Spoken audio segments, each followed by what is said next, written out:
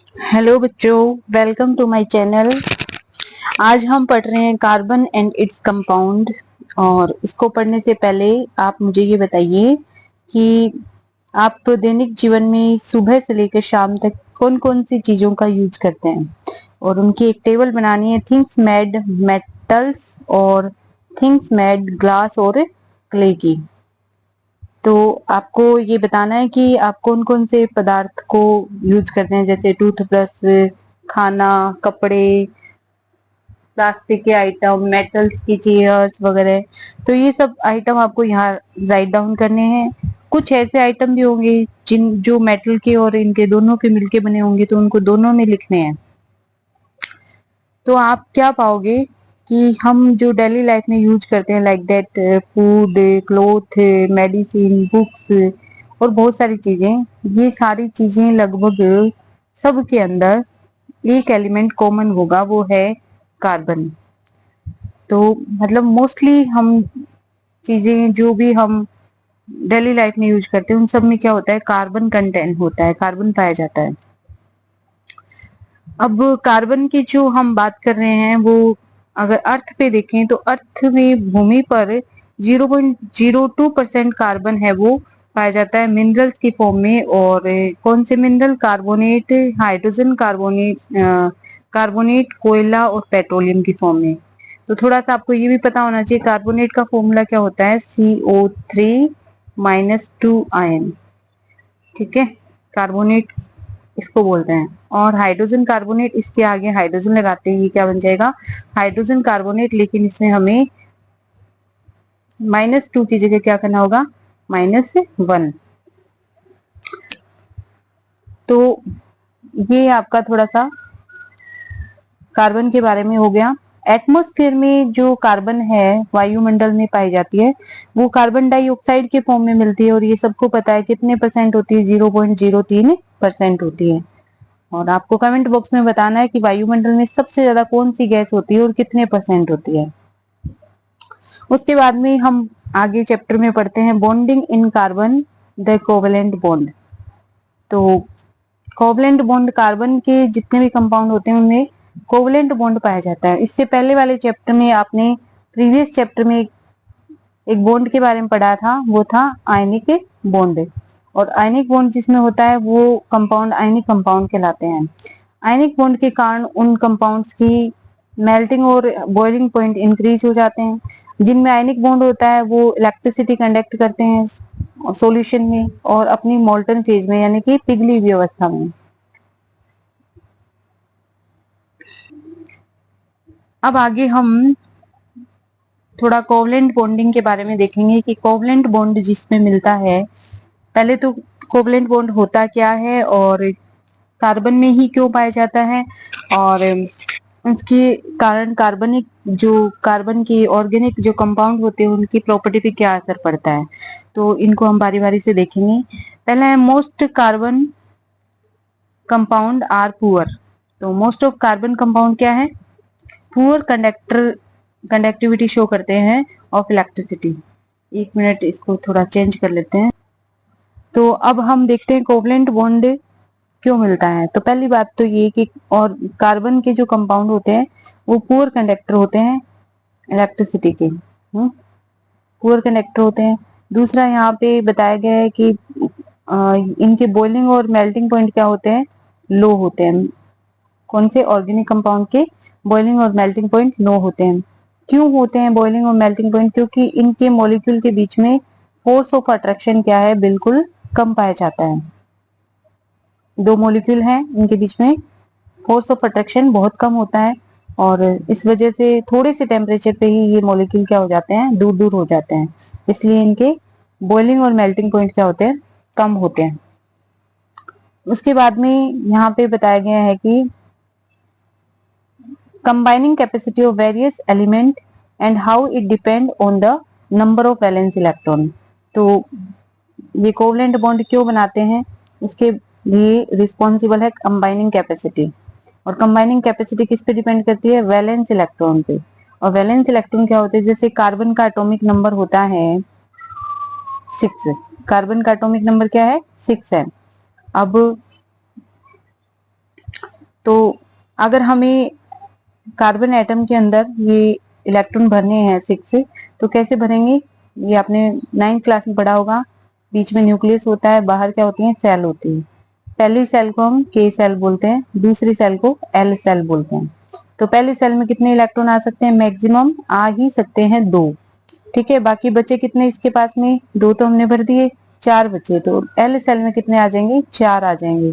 ठीक है, तो प्रत्येक जो एटम होता है ना, प्रत्येक एटम की विशेषता होती है कि वो अपना ऑक्टेंट कंप्लीट करना चाहता है, यानी कि लास्ट जो उसकी सेल होती है उसमें कितने इलेक्ट्रॉन रखना चाहता है? 8 रखना चाहता है। और अगर 8 नहीं होते ना, तो उसको 8 बनाने के लिए वो या तो इलेक्ट्रॉन गेन करता है, यानी किसी और से लेता है, या अपने ये 4 इलेक्ट्रॉन जैसे है कार्बन की, ये इलेक्ट्रॉन बाहर निकाल दे तो भी ये स्टेबल हो जाएगा, या फिर ले लेगा तो स्टेबल हो जाएगा। यानी अपनी स्टेबिलिटी के लिए वो, स्टेबिलिटी कब मिलेगी? जब उसके ऑक्टेंट कंप्लीट हो, यानी वैलेंस सेल में पूरे 8 इलेक्ट्रॉन हो। ठीक है, और वैलेंस सेल क्या होती है? अंतिम सेल, जो भी अंतिम सेल उस एटम की आ रही है वो उसकी वैलेंस सेल है। ठीक है, और वैलेंस सेल में जितने इलेक्ट्रॉन होते हैं वो उसकी वैलेंसी होती है, यानी कंबाइनिंग कैपेसिटी होती है। ठीक है, तो 4 इलेक्ट्रॉन है तो इसकी कंबाइनिंग कैपेसिटी क्या होगी? कार्बन की 4 हो गई। कंबाइनिंग कैपेसिटी क्या हो गई? 4, और वैलेंसी भी क्या हो गई इसकी? 4। ठीक है, तो या तो इलेक्ट्रॉन का क्या करेगा? 4 को 8 बनाने के लिए या तो इलेक्ट्रॉन लेगा या फिर 4 भी निकाल दे, या फिर एक ऑप्शन बचता है इलेक्ट्रॉन की साझेदारी कर ले। तो कार्बन क्या कर लेता है? 4 और इलेक्ट्रॉन के साथ में, दूसरे के साथ में, दूसरे कार्बन के साथ में साझेदारी कर लेता है। क्यों करता है? क्योंकि 4 इलेक्ट्रॉन बाहर निकालेगा तो ऊर्जा देनी पड़ेगी, यानी ऊर्जा लॉस होगी इसकी, और 4 इलेक्ट्रॉन अंदर लेगा तो भी एनर्जी लॉस होगी। तो दोनों ही कंडीशन इसके लिए अच्छी नहीं है, यानी एनर्जी लॉस हो रही है। तो ये क्या करता है? एनर्जी को लॉस होने से बचाने के लिए 4 इलेक्ट्रॉन का साझा कर लेता है, यानी कि शेयरिंग कर लेता है। तो शेयरिंग से जो बॉन्ड बनता है उसे बोलते हैं कोवैलेंट बॉन्ड। क्या बोलेंगे? Covalent bond. अब हम देखते हैं आगे यहाँ पे reactivity of element is explained as their tendency to attain a completely filled outer shell। तो कोई भी एलिमेंट है वो बॉन्डिंग क्यों करता है? अपनी आउटर सेल को कंप्लीट करने के लिए। कंप्लीट मतलब नोबल गैस के कॉन्फ़िगरेशन लेने के लिए। नोबल गैस कॉन्फ़िगरेशन क्या होता है? ऑक्टेंट कंप्लीट करना, यानी अपने अंतिम सेल में कितने इलेक्ट्रॉन बनाना? 8 इलेक्ट्रॉन बनाना ही नोबल गैस कॉन्फ़िगरेशन है। नेक्स्ट, कार्बन के पास में 4 इलेक्ट्रॉन होते हैं अंतिम सेल में, तो ये गेन और लॉस नहीं करवाता है, क्योंकि गेन और लॉस करने में एनर्जी ज्यादा लॉस होती है, जो कि यहाँ पे लिखा हुआ है कि अगर ये 4 इलेक्ट्रॉन यहाँ पे लॉस करेगा, 4 इलेक्ट्रॉन लेगा तो C4- आयन बनाएगा, जिसको एनाइन बोलेंगे। और अगर ये 4 इलेक्ट्रॉन अपने पूरे के पूरे डोनेट कर देता है, बाहर निकाल देता है, C4+ आयन बनाता है, इसको कैटायन बोलते हैं। ठीक है, तो इस दोनों ही कंडीशन में क्या होती है? Large amount of energy to remove from electron living behind the carbon. मतलब कि अगर ये इलेक्ट्रॉन निकालता है तो बहुत ज्यादा एनर्जी है क्या होती है इसकी?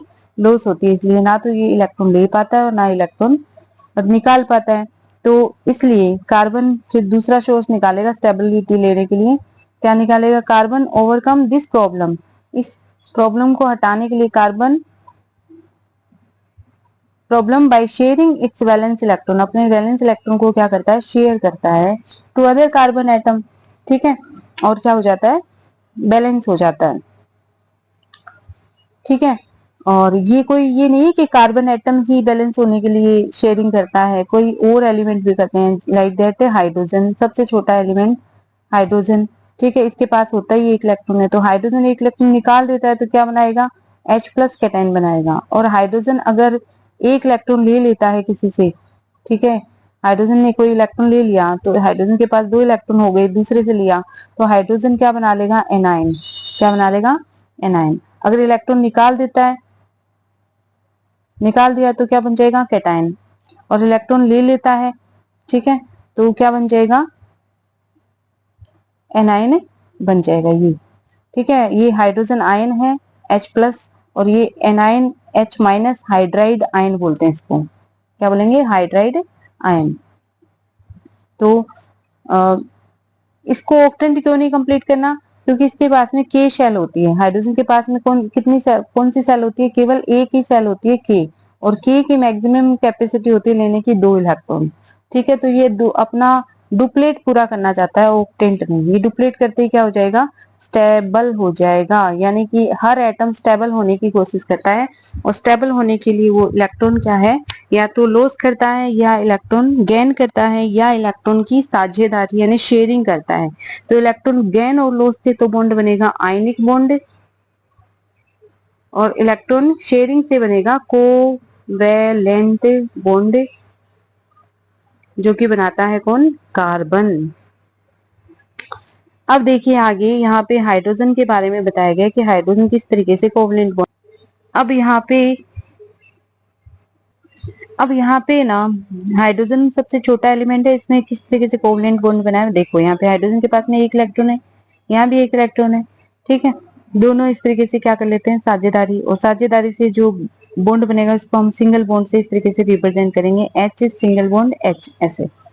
ठीक है, साझे के दोनों इलेक्ट्रॉन को शेयरिंग से दो इलेक्ट्रॉन आए हैं उनको इस तरीके से बीच में रखेंगे। ठीक है, उसके बाद में है नेक्स्ट हम देखेंगे, यहाँ पे एग्जाम्पल दिया गया है क्लोरीन के बारे में। ठीक है, ये देखो, तो क्लोरीन के अंदर कितने इलेक्ट्रॉन होते हैं? 17। ठीक है, तो क्लोरीन के बारे में थोड़ा एग्जाम्पल मैं इधर बता देती हूँ, इसमें दे नहीं रखा है। क्लोरीन के पास 17 होते हैं, तो क्लोरीन के में कितने देगा? मैक्सिमम 2 ही ले सकता है। एल में कितने देगा? मैक्सिमम 8 ले सकते हैं। और बचे कितने? 8 और 2 10, तो हमने भर दिए। अब कितने बचे? एम के अंदर कितने जाएंगे? 7 इलेक्ट्रॉन। ठीक है, तो 7 इलेक्ट्रॉन अब इसके पास में है, तो ये अंतिम सेल है। और अंतिम सेल को क्या बोलेंगे? Valence shell. और इसमें जो इलेक्ट्रॉन है उनको क्या बोलेंगे? Valence electron. ठीक है, अब ये वैलेंस इलेक्ट्रॉन जो है कितने हैं? 7 है ना, तो 7 है, होने कितने चाहिए? 8। तो 8 पूरा करने के लिए ये क्या करेगा? एक इलेक्ट्रॉन गेन करेगा। इसके पास एक ही ऑप्शन है, या तो एक इलेक्ट्रॉन गेन कर ले, या एक इलेक्ट्रॉन का क्या कर ले? शेयरिंग कर ले। ठीक है, तो ये अपने, या फिर क्या कर सकता है? 7 इलेक्ट्रॉन बाहर निकाल दे। तो 7 इलेक्ट्रॉन निकालने में बहुत ज्यादा एनर्जी लगेगी, तो ये बाहर तो नहीं निकालेगा। ये क्या करेगा? एक इलेक्ट्रॉन की शेयरिंग कर लेगा दूसरे क्लोरीन एटम के साथ में। ठीक है, तो क्लोरीन का हम लिखेंगे इस तरीके से, ये क्लोरीन है, इसके जो 7 इलेक्ट्रॉन है वैलेंस के वो हमें दिखाने हैं यहाँ पे। ठीक है, जब हम इसकी पिक्चर बनाएंगे ना ऐसे वाली, इसे बोलते हैं electron dot structure. Covalent bond की इलेक्ट्रॉन डॉट स्ट्रक्चर है ये। तो इसके हमें जो को वैलेंस इलेक्ट्रॉन है इनको शो करना होता है। ये अपना एक क्लोरीन एटम है, इसका वैलेंस इलेक्ट्रॉन 7 है, 2 2 2, और ये 1 है। ठीक है, ऐसे ही दूसरा क्लोरीन एटम होगा, उसके अंदर भी क्या होंगे? ऐसे ही 7 इलेक्ट्रॉन अपने को दिखाने हैं। 2 ऊपर दिखा दिए, 2 साइड में, और 2 यहाँ पे नीचे, और 1 यहाँ पे शेयरिंग में। तो ये बन गया क्लोरीन सिंगल बॉन्ड क्लोरीन। ठीक है, तो यहाँ पे सिंगल बॉन्ड, सिंगल बॉन्ड में कितने इलेक्ट्रॉन होते हैं? इस बॉन्ड में कितने इलेक्ट्रॉन है? 2 इलेक्ट्रॉन है, ये वाले। ओके, तो आगे है ऑक्सीजन। ऑक्सीजन के अंदर भी क्या होता है? ऑक्सीजन की कंडीशन ये है कि ऑक्सीजन के पास में इलेक्ट्रॉन होते हैं 8। ठीक है, के में कितने के जाएंगे? 2। एल में कितने जाएंगे? मैक्सिमम 8 जा सकते हैं, पर है ही यहाँ पे 6 बच्चे हैं ना, 8 में से 2 तो इसमें आ गए, फिर बाकी बचे 6 इसमें आ गए। ठीक है, तो यहाँ पे वैलेंस इलेक्ट्रॉन कितने हो गए? 6। वैलेंस एल कौन सी हो गई? एल। ठीक है, और वैलेंस इलेक्ट्रॉन होने कितने चाहिए? 8। अभी कितने कम है? 2 कम है। अब 2 कम है तो ये 2 इलेक्ट्रॉन्स का क्या करेगा? शेयरिंग करेगा। तो कैसे करेगा आप देखते हैं। यहाँ पे ये ऑक्सीजन है, और इसके जो वैलेंस इलेक्ट्रॉन कितने थे बताना। ऑक्सीजन के अंदर वैलेंस इलेक्ट्रॉन कितने पाए जाते हैं? कमेंट बॉक्स में बताना। ठीक है, तो यहाँ पे पाए जाते हैं,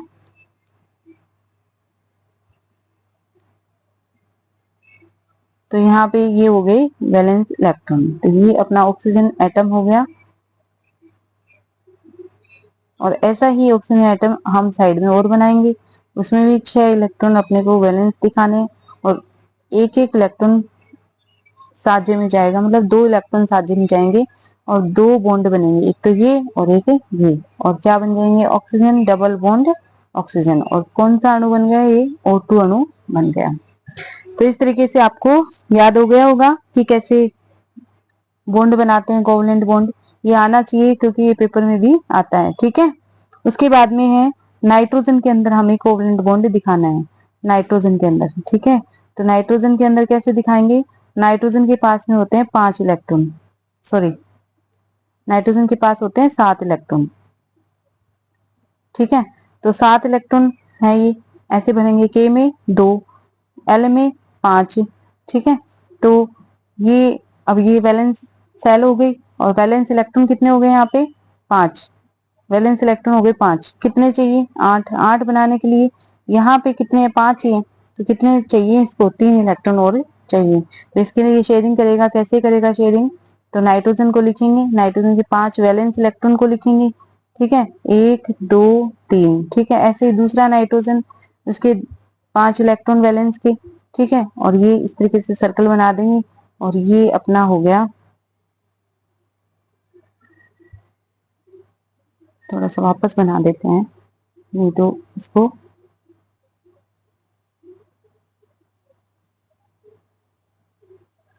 ठीक है वापस बना लेते हैं, यहाँ देख लो, नहीं तो ये रहा, ये रहा। ठीक है, तो इसके अंदर बना रखा है ना, नाइट्रोजन के 5 इलेक्ट्रॉन को ऐसे शो कर रखा है और दूसरे नाइट्रोजन को ऐसे और ये ऐसे। तो ये जो 3 इलेक्ट्रॉन है इधर वाले आमने सामने, ये दोनों तीनों क्या करते हैं, शेयरिंग करते हैं। तो अब हम आगे इसको करेंगे, तो ये नाइट्रोजन के कितने बन गए, 3 बॉन्ड बन गए और नाइट्रोजन किस फॉर्म में मिलेगा, ट्रिपल बॉन्ड की फॉर्म में मिलेगा, क्योंकि इसमें 3 इलेक्ट्रॉन का, प्रत्येक परमाणु नाइट्रोजन का 3 इलेक्ट्रॉन का साझा करता है। तो ये मेरा कमेंट बॉक्स में आंसर बताना कि नाइट्रोजन के एक अणु के अंदर N2 में साझे में कितने इलेक्ट्रॉन पाए जाते हैं। ओके, नेक्स्ट अब हमें एक लास्ट स्ट्रक्चर और देखनी है, वो है मेथेन की। तो मेथेन में क्या होता है, कार्बन होता है, मेथेन मॉलिक्यूल ये है, तो इसमें एक कार्बन और 4 हाइड्रोजन है। तो कार्बन का तो आपको पता है कि कार्बन के वैलेंस शेल में 4 इलेक्ट्रॉन होते हैं, 1 2 3 4, ये हमने बना लिया। ठीक है, और प्रत्येक हाइड्रोजन के पास में एक एक इलेक्ट्रॉन ही होता है। ठीक है, तो हाइड्रोजन क्या करेगा, इसके साथ में साझा कर लेगा, ये लो जी, ये दूसरा हाइड्रोजन साझा कर लेगा। ठीक है, ये तीसरा कर लेगा। ठीक है, और ये चौथा कर लेगा, ऐसे करके कार्बन की वैलेंसी देखो पूरी हो गई ना, 4 तो खुद के पास थे और 4 हाइड्रोजन ने साझा से इसको दे दिए, तो ये 4 क्या बन जाएंगे, यहाँ पे सिंगल बॉन्ड बन जाएंगे, है ना, 1 2 3